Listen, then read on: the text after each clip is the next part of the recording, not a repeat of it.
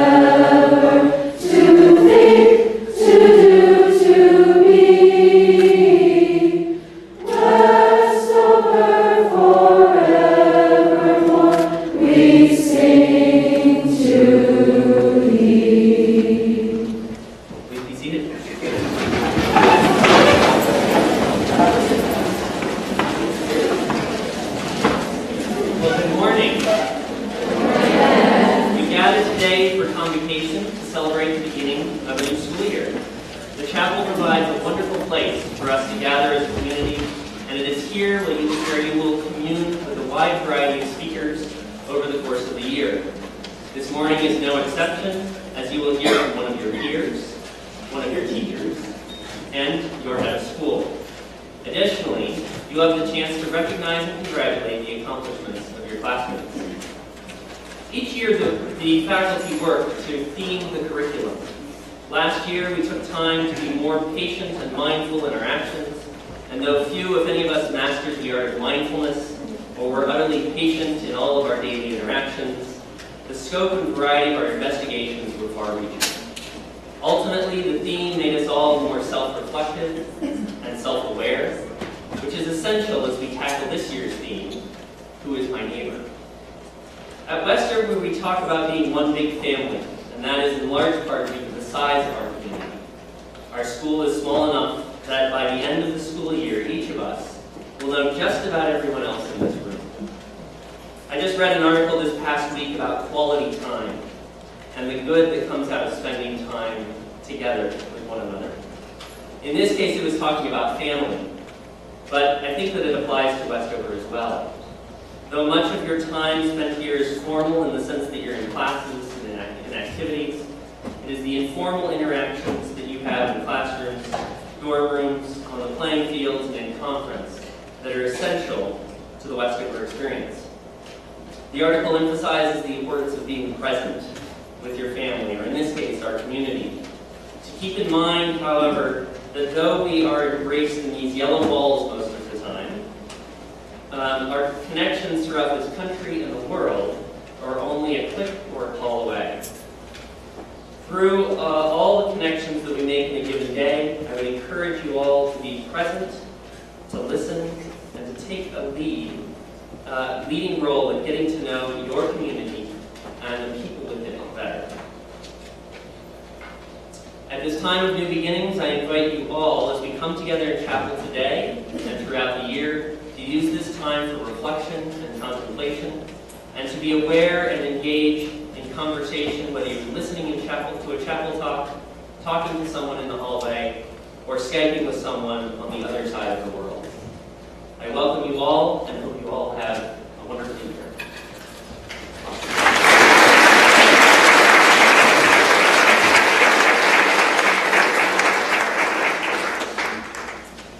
Nola Iwasaki is in her senior year at Westover.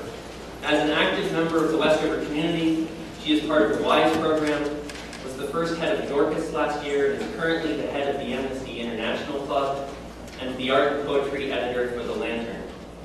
In addition to being a 3-season varsity athlete in volleyball, basketball, and softball, Nola is an accomplished artist. This summer, Nola spent much of her time connected to Westover, going on the exchange trip to Rwanda, the community service trip to Kentucky for the 3rd year running, and also serving as a counselor at the Westover summer camps. In addition to maintaining high honors and distinctions throughout her time at Westover, Nola received the Anna Heidekofer Brown Art Award for her outstanding oil on canvas titled Girl Behind Curtain last year. It is my pleasure to introduce Nola as your student convocation speaker this year.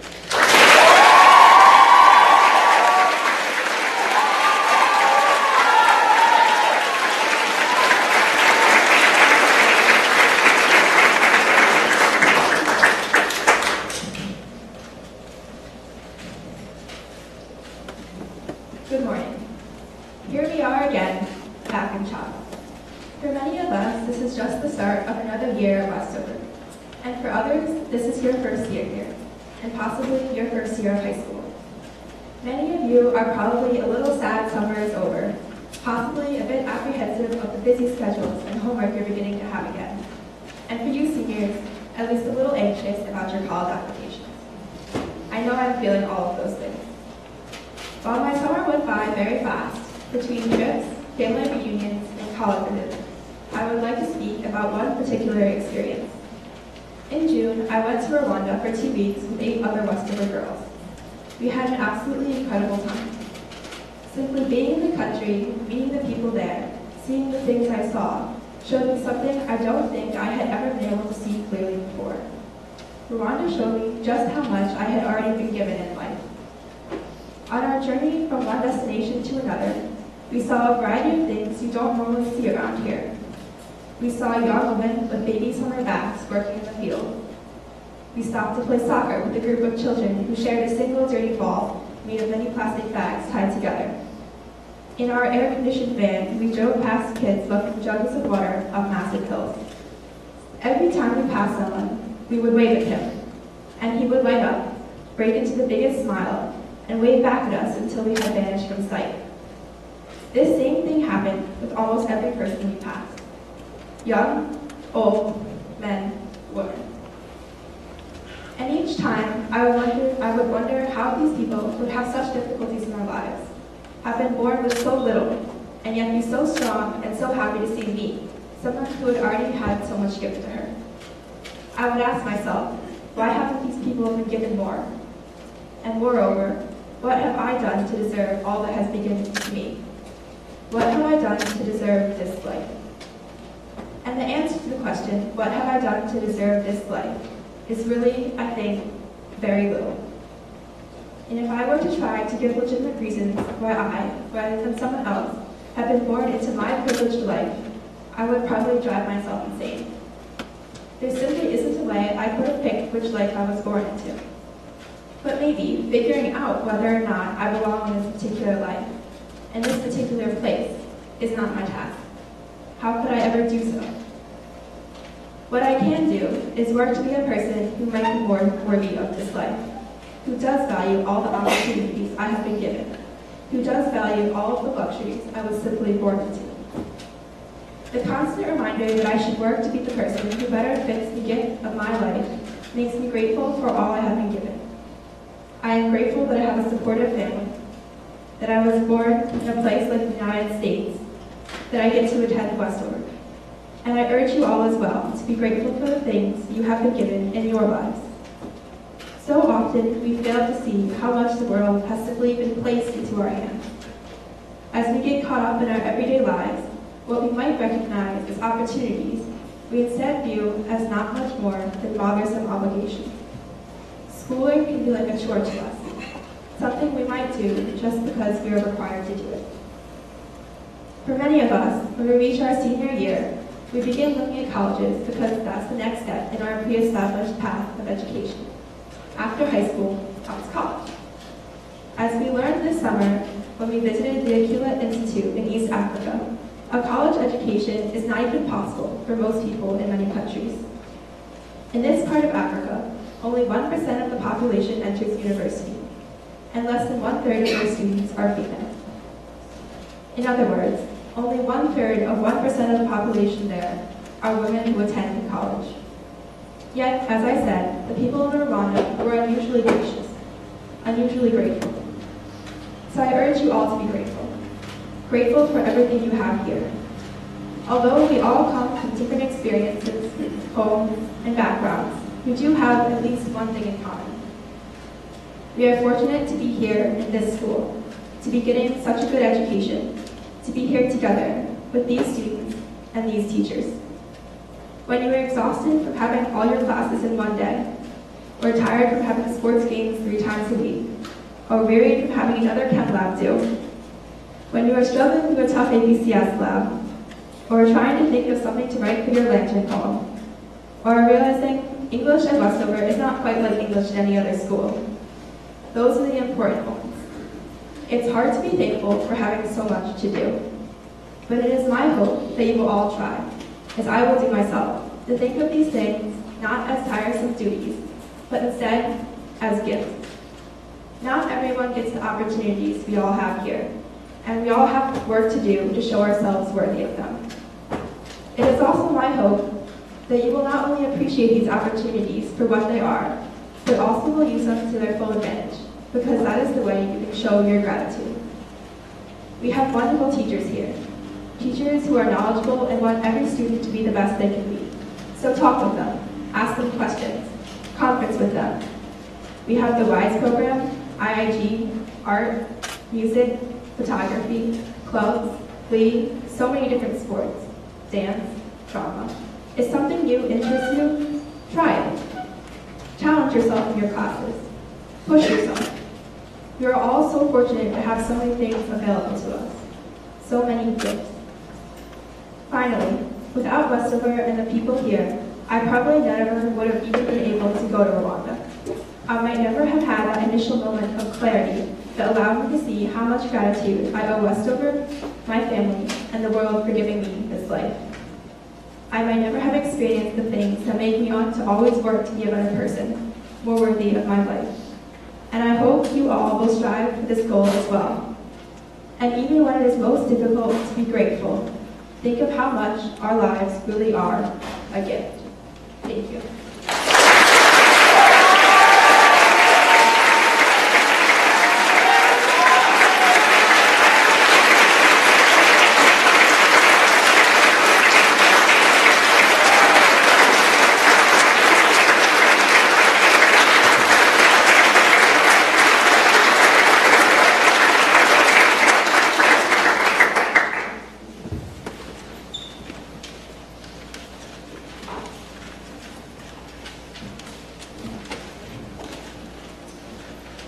Shelby Neal has been a member of the Westover community for nearly her entire life.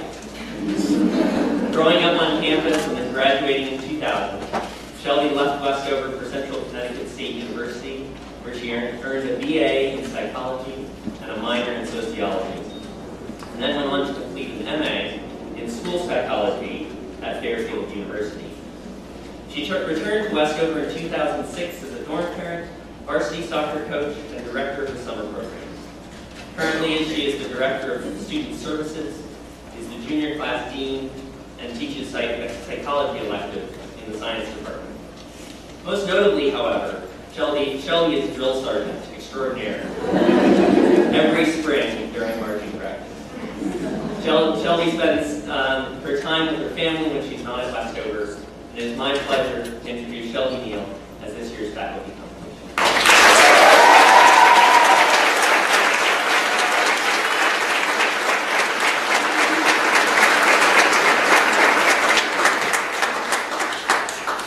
Good morning. I didn't know you guys thought I'd be a drill sergeant. Wait till this year. Yeah, I am honored to be speaking with you this morning at our first academic gathering of the school year. As Ben said, I am a Westover graduate. So new girls, I remember being in your shoes thinking, what did I get myself into when I heard the seniors singing and pounding field hockey sticks through dark corridors? Mixed emotions during the opening of school, realizing that this was my last rally in Dirge. When I was a student, I had to work extremely hard. It took me much longer than my classmates to complete my assignments, and I always panicked before going into tests and exams. Back then, math was my thing. AP Calculus was the one AP course I took. I was the SAC math rep my junior year, and I distinctly remember telling Sarkis right before graduation that I was going to return to Westover in 4 years to be a math teacher in Northern.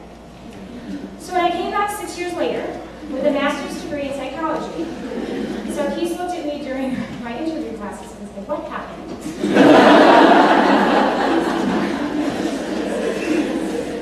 What wasn't my thing was English.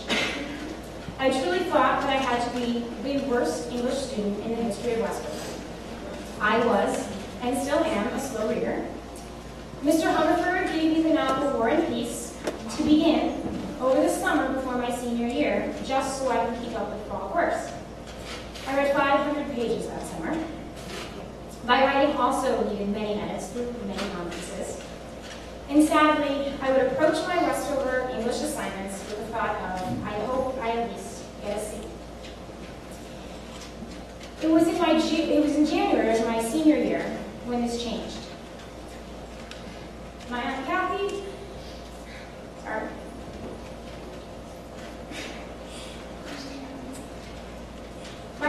passed away a few days after the new year from cancer at the age of 48.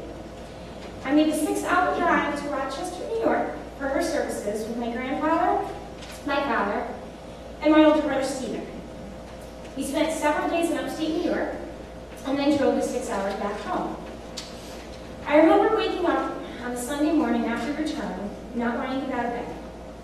I was still struggling with many things from the previous week. Watching my grandfather so upset at losing his daughter, wondering how my cousins would continue on without their mother, and not even wanting to think about losing my brother, as my father had just lost his sister. I was behind on many schoolwork assignments, obviously because I had missed several days, and I didn't want to think about that lantern poem that was assigned a few weeks prior. I sat on the window seat of my room on senior annex that faced out the front of the school and began to write the poem about the 12 hours I spent in the car with my father, my grandfather, and Steve. Of course, I was not expecting anything spectacular because, as you remember, I was the worst English student to ever enter the general class. At the time, Mr. Coffin, who is our Lantern Magazine advisor and works in our library, was my English 4 teacher. The reaction I received from him during our conference is one that I will never forget. He sat there, hanging over my poem with his hands on the side of his head, elbows on the desk, and I'm looking to me, what is he thinking? No idea. Until he popped his head up, moved back in his wheelchair, pointed his finger at me and said, "This is good." I never thought I would hear those words from my English teacher.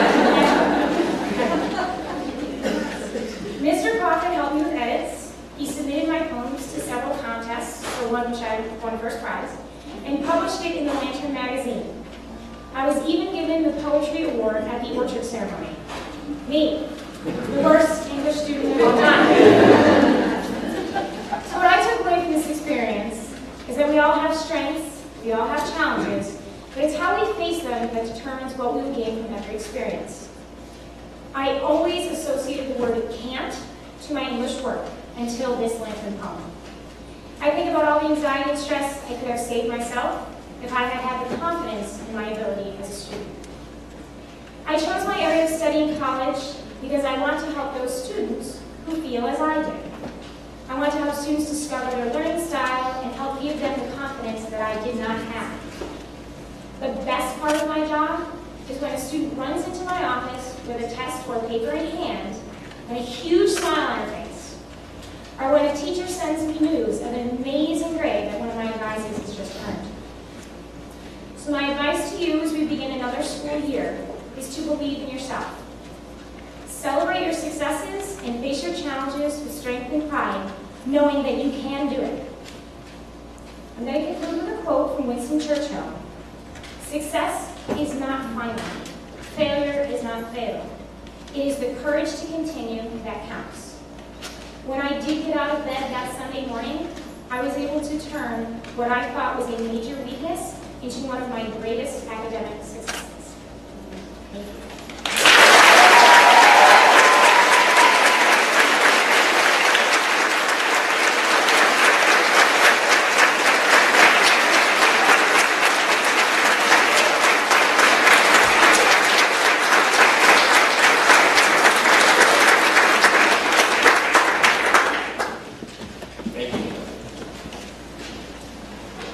Julie Falstick, our new head of school, graduated from Smith College with a BA in history and from Emerson College with an MFA in creative writing. She has held a variety of administrative positions at the Walnut Hill School in Natick, Mass, where she spent almost 20 years teaching. She has nearly 20 years of teaching experience in English and the humanities. And in the past, she has taught all levels of high school in English, electives in creative writing, film studies, and art history. Ms. Falstick enjoys traveling, reading both fiction and nonfiction, and stumbling upon good eateries. Her dog, Nessa, a 7-year-old Wheaton Terrier, is adorable and ready and waiting to meet you all. It is with great pleasure that I introduce Julie Falstick.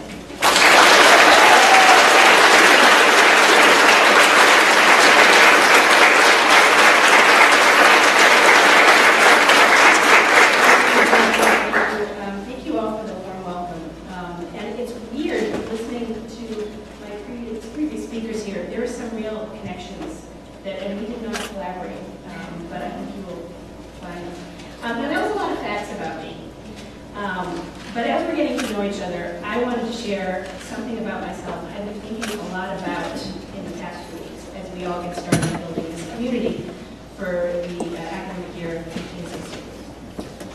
I really enjoy being right. I enjoy being right in predicting a presidential nominee. I enjoy being right when a New York Times critic agrees with my opinion of a movie. I come from a long line of Falsticks who really, really enjoy being right, and you can ask my mother. In fact, I enjoy being right so often that a friend of mine uses hashtag usually right when we text. Sometimes this hashtag is used ironically, and sometimes not. I was also telling someone recently, I used to take great pride in the fact I did not need to keep a calendar at work. It was all in my head. And that was until I couldn't manage that anymore, and I started to realize it was a silly thing to take pride in, and moreover, no one really cared. She never used a calendar report at the end of the night. And then starting a new job and entering a new community, I realized that there was no way I could reach this bar I had set for myself of being usually right. And moreover, it's just not wise. If you're married to being usually right in a new context, you're going to end up being wrong a lot of the time. But more importantly, it plays into the trap women unfortunately often fall into, that whatever we do has to be perfect or it's worth nothing. I heard an NPR story a few days ago that discussed why, the world over, men far outnumber women as entrepreneurs. A study examined 90,000 Kickstarter campaigns. And what it found is that if a female entrepreneur's first campaign failed, she decided being an entrepreneur was not for her. If a male entrepreneur's first campaign failed, he tried again, and tried so many times that he eventually succeeded. This is the world over. This isn't just the United States. So what's even worse is when a female's first Kickstarter campaign succeeds, she is likely to attribute it to luck, whereas when a man's first Kickstarter campaign succeeds, he thinks he's a genius. I think this is in large part because we find what we expect to find. Another pitfall of taking pride in being usually right is that it means looking for the evidence that your point of view is the correct one, rather than questioning any of your assumptions. And let's unpack the assumptions behind this desire to be perfect, to meet all our goals flawlessly, to take the first failure as evidence we should pack our bags and go home. It assumes there is a perfect. It assumes there is only one way to be perfect. It assumes the greatest value in the world is demonstrating an ability to be perfect. And it assumes that there is no mercy in the universe for anything short of perfection. As we proceed to form our community this year, I would urge us all to question the quest for perfection. I asked all the new girls to write me a note about their hopes and dreams for the year, and the vast majority expressed their main hope as achieving all A's in their classes. I applaud this ambition, but I also want to caution that ultimately, the letter grade by itself is an empty achievement unless you are doing it not to be perfect and not to prove something to someone other than yourself, but to truly engage and grow and learn. Just earning all A's will not start you on the road to a meaningful life. And as we see in the Kickstarter evidence, as women, we can't make the bar all A's or we accept defeat and retire to the sidelines. Flaws, struggle, imperfections, all the things that Shelby was just talking about are what makes us human and what makes life rich. Challenge yourself, but challenge yourself with the right reasons to become a well-rounded, educated person, to better understand the human condition, to push outside your comfort zone. When I was in high school, I decided I wasn't a math person. Just like Shelby was the worst. I was sort of the worst math student. And that prevented me from ever even taking any math-related class in college. And then as an adult, as part of my job, I love data, I love number crunching, and I enjoy economic theory. But because I struggled, I gave up, because it wasn't easy for me to be usually right in math class. And I missed out. So aspire for those top grades. I am not discouraging it, but realize there are other hopes and dreams out there in addition to that perfect report card. When you struggle, look at it, ask for help. Don't be worried that you'll be judged for admitting you are less than perfect. And you might also make an unexpected discovery along the way. A scientist at the company 3M was discouraged because he was trying to develop a super strong glue, and instead he developed a reusable adhesive. Then a colleague came up with the idea for using it as a new product, the Post-it note. What's your failed glue that turns into a wildly successful Post-it, just when you look at the result from a different perspective? And finally, I have one big important secret to share about the quest for perfection. We are all imperfect. It's one of the most wonderful qualities of being human, and people love you anyway. So I look forward to a great year ahead, and thank you.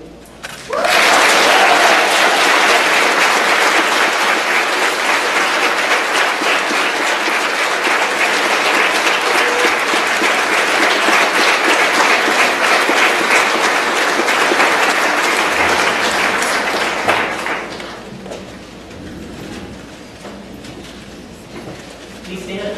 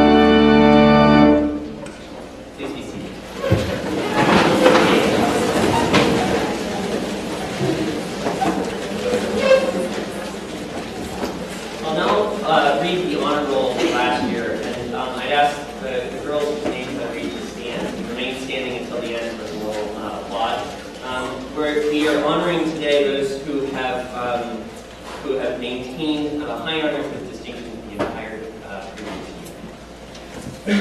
Amelia Bell, Brianna Bergen, Carolyn Brazil, Eugene Chi, Patricia Collins, Lindsay Cronin, Claire Dunn,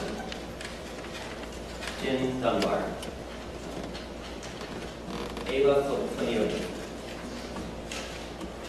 Julia Wong, Nola Iwasaki, Brianna Jones, Jenny Kim, Shinya Lee, Maggie Liao, Ginny Liu, Leah Michelle, Sarah Davies, Josie Norris, Olivia Senna, Mira Subramanian, Sophia Stefanskaya, Isabella Flanagan, Kaylee Bostovich, Tina Wu, and Jenny San.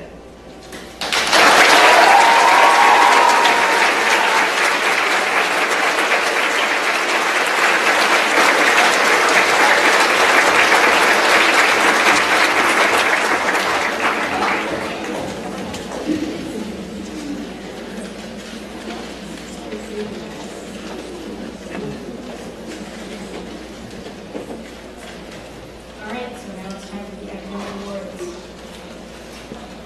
The Westover Scholastic Award goes to the returning student who has the highest average for the preceding year, regardless of class. This year, the award goes to Isabella Wang.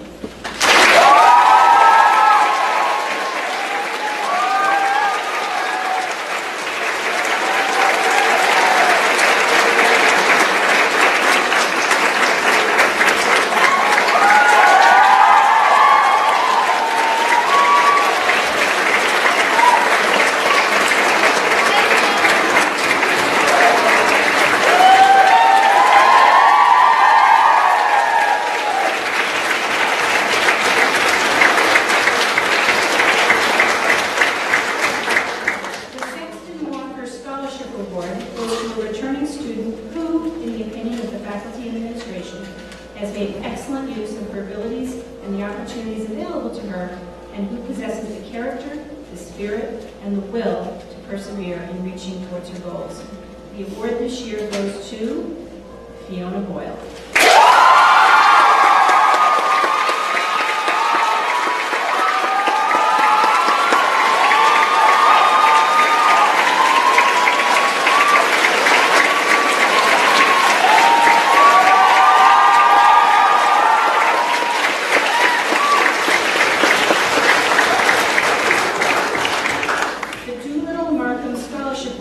Goes to one of the 4 top-ranking seniors. Besides being one of the outstanding students in her class academically, other criteria for the award are based upon her personal qualities and contributions to school life. The award this year, the award goes to Claire Dunn.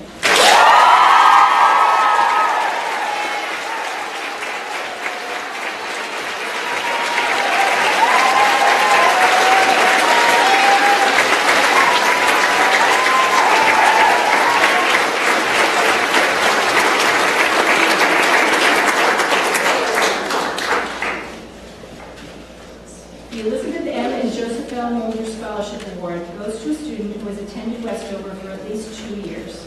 She must be capable academically and possess personal qualities such as enthusiasm for life and learning, integrity, concern for others, self-discipline, resiliency, and a sense of fairness. The award this year, the award goes to Kaylee Waskowitz.